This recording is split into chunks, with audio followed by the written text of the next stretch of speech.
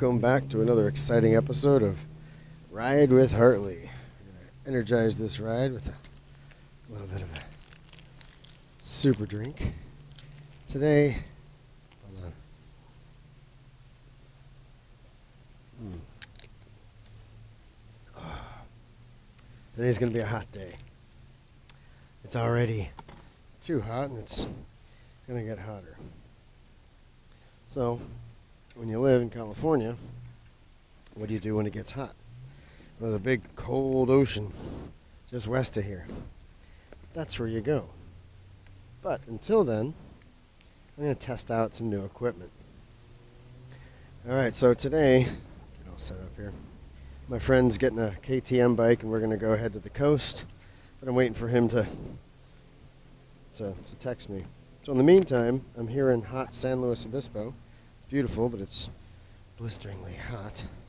It's going to be in excess of 100 degrees. It's kind of close. Supposed to be in the 40s for those of you who know Celsius, and in the hundreds for those of you who know the scale Fahrenheit. Anyway, it's so hot. I was not going to wear my gloves today because it was so hot, but I put my hand on the grips, and I almost burnt myself. It was so hot. I'm like, dang, I got to wear the grips. So another thing we're going to be testing out today is some gear. Let's see if I can turn this GoPro on.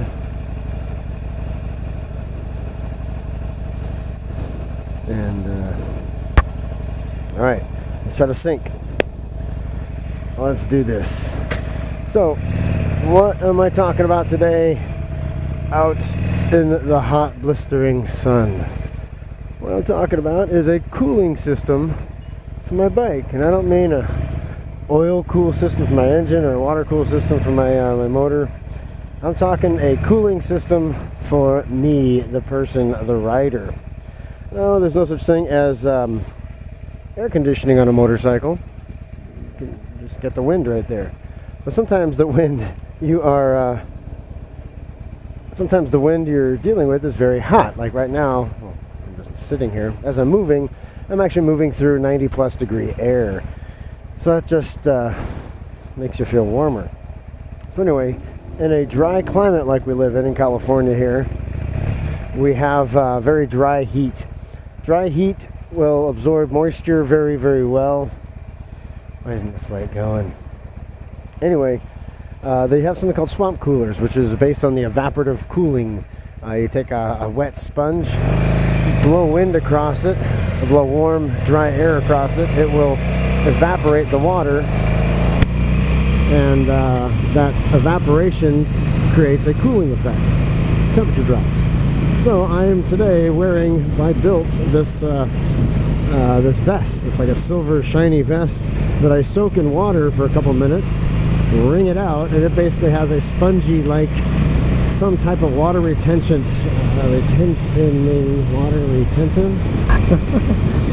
membrane that holds water like a sponge and then releases water slowly. So with my vents open in my jacket, with my zipper unzipped sometimes, it lets air blow in there, evaporating this wet membrane, creating a cooling effect. And I can definitely feel it cooler. It is actually quite pleasant. My big concern is it going to wet up my jacket? Is my jacket going to get all kind of messed up from the moisture? I'm thinking if it's really hot out, it's just going to get damp. It's going to get dry because it's so hot and it's windy. A little pinchy here.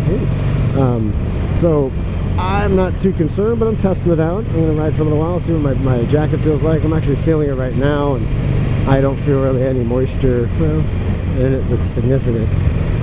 But definitely I can feel that cooling effect. It's cooling my core. Again, this is just a vest, but if my core is cool, it'll then be able to cool down my arms and my hands and my legs and my feet. I'm also wearing, I got a lot of stuff going on, I have a full wicking suit, basically ankles to waist, pants wise, and waist up to wrists shirt wise. What that is, it's a very tight-fitting shirt that pulls moisture from your body. So as you sweat, it apparently keeps you drier. and that's also supposed to be good to help keep you cooler. I can definitely feel the heat out here. It feels very warm, but very pleasantly, my core is quite nice, to be honest with you. I mean, I'm not complaining at all. This is the type of gear I need when I go off into the desert area or into Crescent and do the 229. We are in kind of the nice hot part of the pre-fall here. So I'm glad this gear works. I'm going to see how long it lasts. That's the second phase. It's supposed to last a couple hours, but it depends on how dry the climate is, how hot it is, and everything. And so what I've done, I brought a little recharge kit. I'll pull that out a little bit later, and that works. Hopefully that works quite well. We'll show you that. Another thing you might notice if I told you what day it was. Today is Saturday. I was supposed to go down to Harley Davidson and get my 1,000 mile checkup, my 1,000 mile service on this bike. Yeah, it's going to cost over $400. So I found a local place to do it for half that, and they're going to do that probably on Wednesday.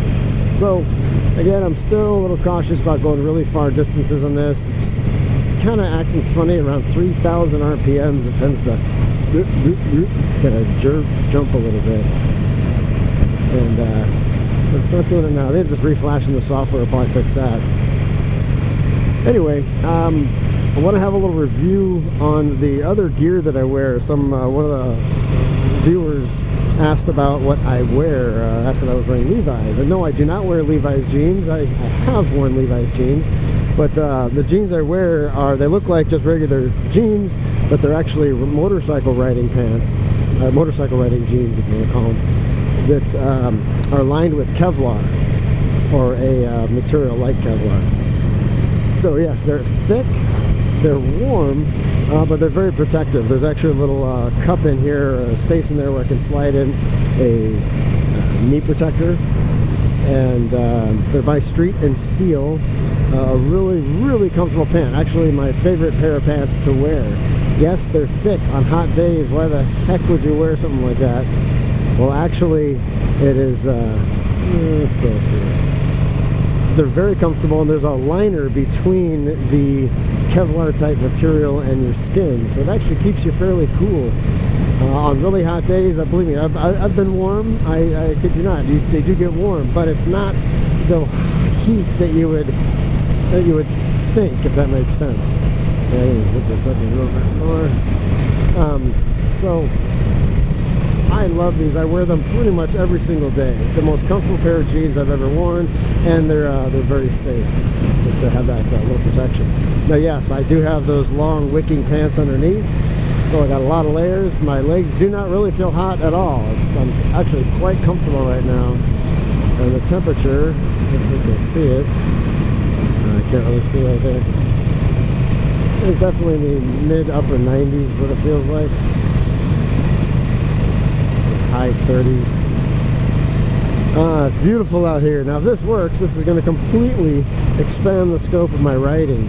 The thing that's I gotta worry about overheating is going to be my bike, because it is so hot out here, and this is an air-cooled machine. And I've been looking at some stage 1 upgrades. I want to swap out my exhaust system and my air intake system, but I just don't know what to get. And if you guys have any thoughts, please let me know, because I would love to hear your thoughts.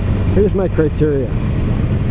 I need the rear pegs to stay. I love riding back there. That's one of the reasons why I have this bike. 2, I have saddlebags. A lot of sorry, I'm just thinking about these slippery tar worm deals and the tar snakes that come up and bite you. They get really squishy and soft. Anyway,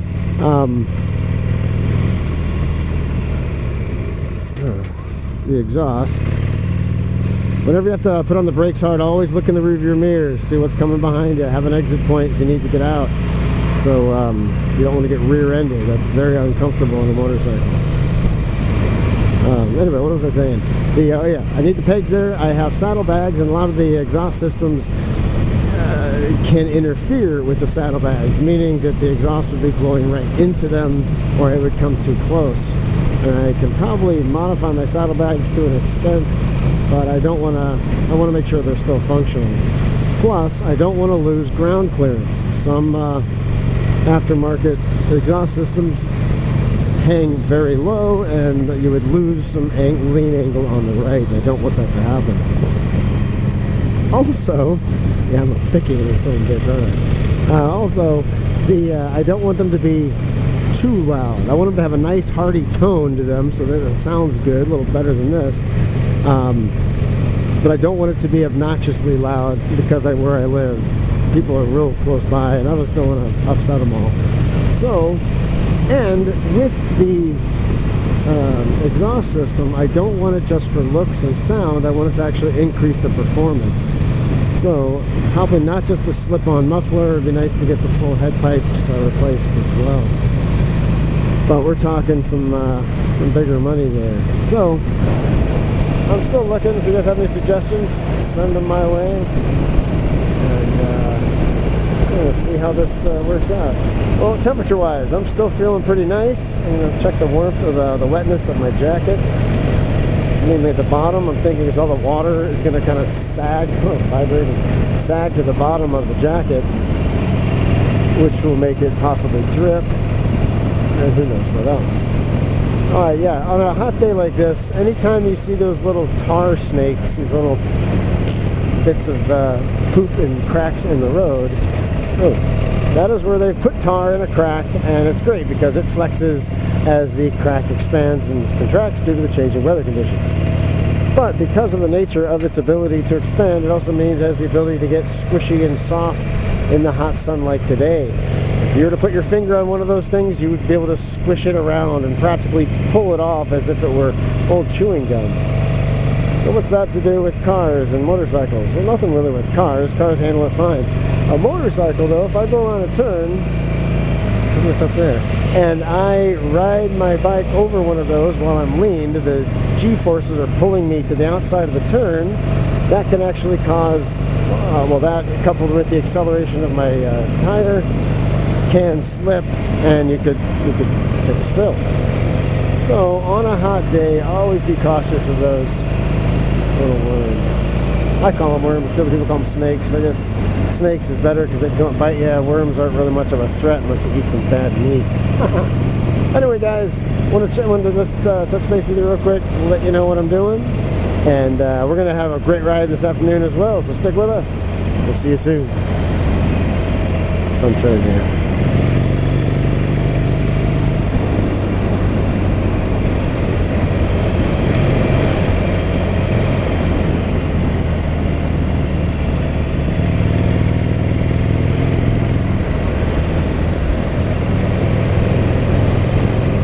That was nice. Alright guys, we'll see you.